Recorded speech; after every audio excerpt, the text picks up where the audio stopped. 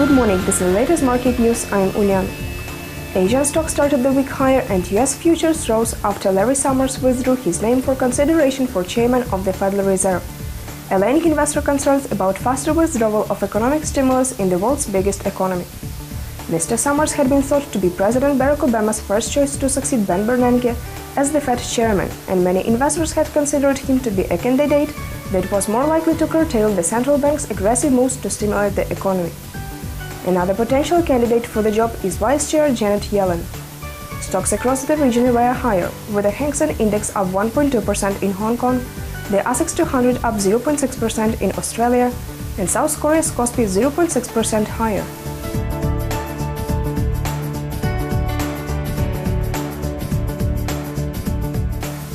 Gold moved 1.7% higher to $1,331.10 an ounce.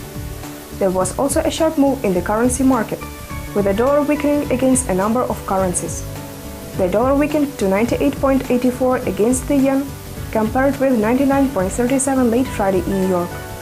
The Australian dollar jumped to 0.9333 and the euro was last at 1.3368 to the US dollar. The main event for global markets this week will be the Federal Reserve's policy meeting, where some investors believe that the central bank will start to roll back its bond buying program. Asian markets, especially in Southeast Asia, have proved particularly vulnerable to the threat of the so-called tapering.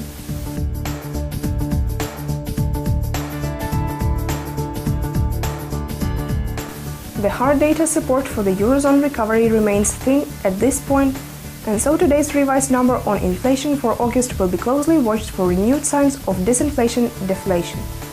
EU Consumer Price Index 9 GMT. Today's revision to the last month's flash estimate of August inflation is worth reviewing in the wake of disappointing big-picture economic news for the Eurozone so far in September. It's fair to say that the hard data is still mixed, at best for arguing that Europe has broken free of recession as implied by the return of growth in the second quarter GDP report.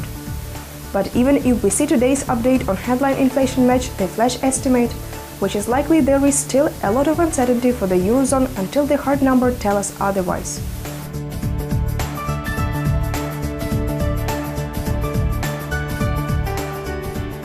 It was the latest market news provided by ICO FX. Goodbye.